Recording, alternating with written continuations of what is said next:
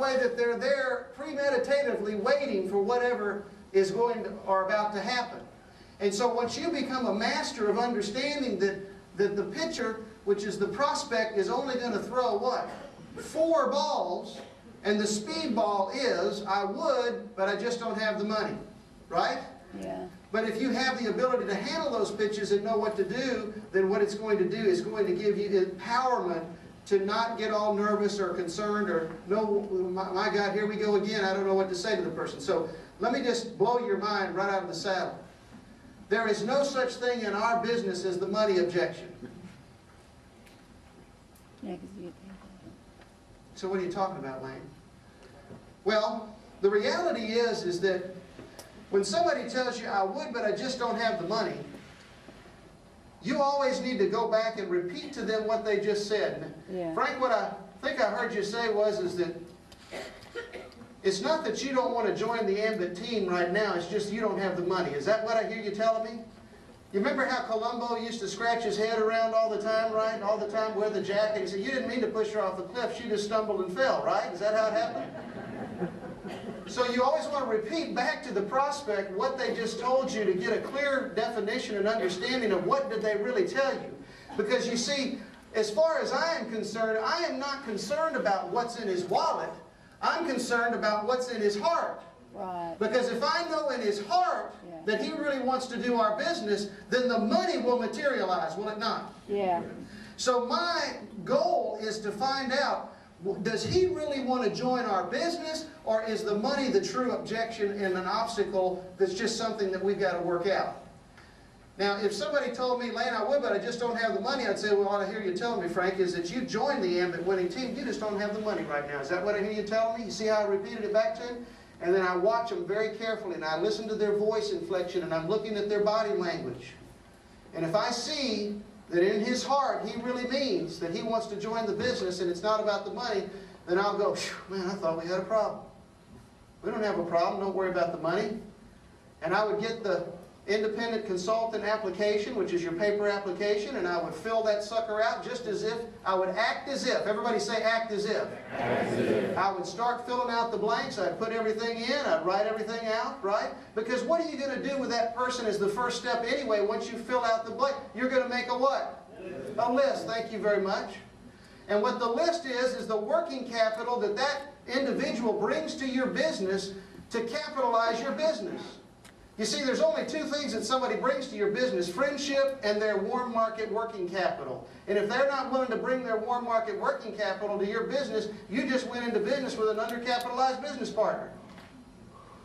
So what I'm going to do is I'm going to go ahead and act as if, get a script, take him to the front of the room, meet and greet him, tell him, look, we're going to work out the money and I need your list. Let's get your list. We're going to start making what? 3-way calls. We're going to go ahead and get and start to hammer, squeeze the limit on his list.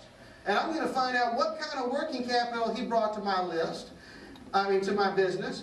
And the first thing I'm going to do is get a whole bunch of people that he knows excited about the business. Because when I get them excited about the business, right, and they're fired up and excited, what do you think is going to happen to Frank? It's called leveraging, right? You're going to leverage because Frank is going to see the enthusiasm of the people that you have shared the story. Now, at the end of the day, remember when, because what they're really telling you is there's 2 types of time objections. It's a fork it objection. One is like you walk into JCPenney's, guys, to buy a jacket. The salesman comes up to you and says, can I help you, sir? Real enthusiastic. No, I'm just looking, thank you very much. Right? And then about 15 minutes later, you're, where is that salesman? I've done run that guy off again. You ever experienced that before? Yeah. That's called a reflex objection.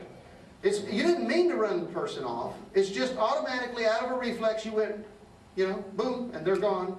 So a lot of people, when you ask them, they want to get started. And by the way, let's talk a little bit about company overviews and opportunity meetings, where a lot of times we're at the end of the presentation when we ask, and the closer at the front of the room says, please get together with the person who invited you here tonight. We hope you join the Ambit winning team. Everybody needs to learn that that's when the meeting starts, not when the meeting begins. Nobody should stand up in that whole audience. Nobody should stand up. Everybody should already have a consultant application, paper one, right there next to you. And you should turn to the person next to you and ask a closing question. And that question should be, Frank, at what address would you like your check to come to? Good. Right? Yeah.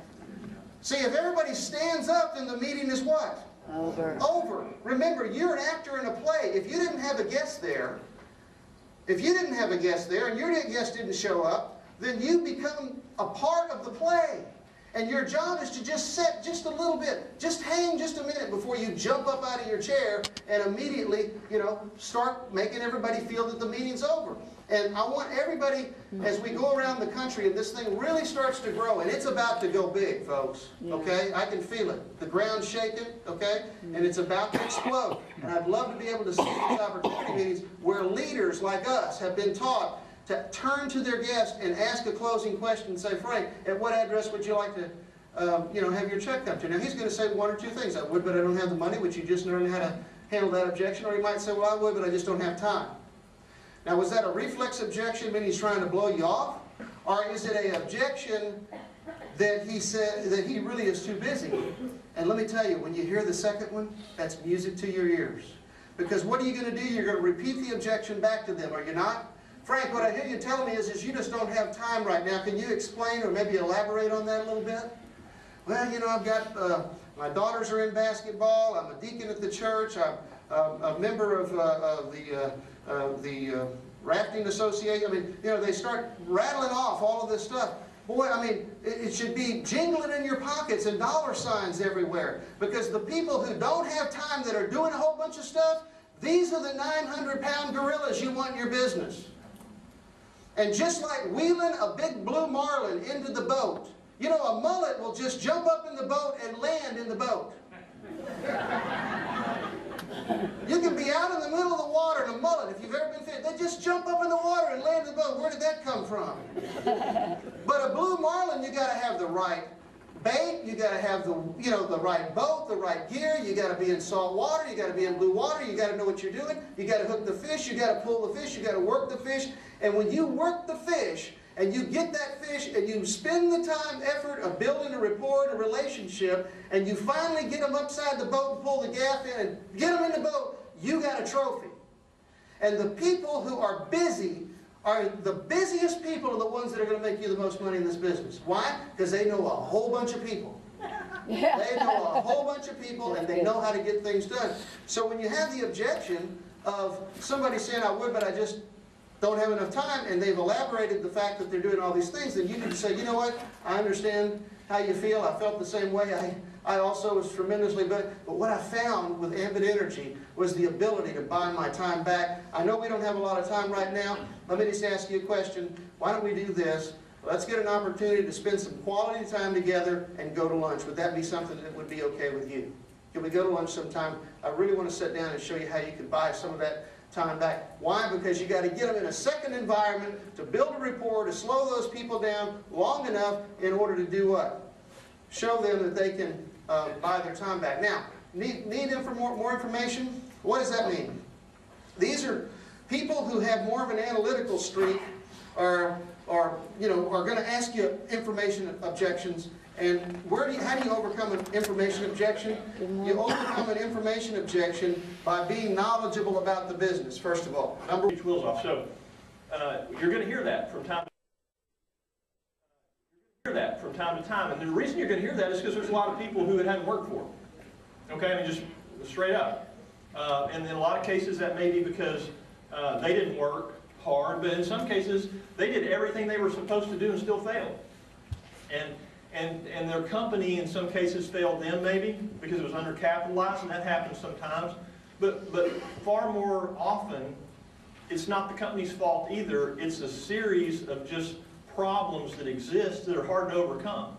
And I've kind of narrowed it down to 4 that I think are the 4 main reasons why network marketing doesn't work for the average person, and why Ambit doesn't fit any of those 4 categories. Why we have gotten a model here that is so much better than any other model, and it's because it doesn't have these 4 hurdles to success. The first one is that most companies sell a product, okay? Whether it's makeup, or nutritional supplements or juice or magnets or, you know, you fill in the blank.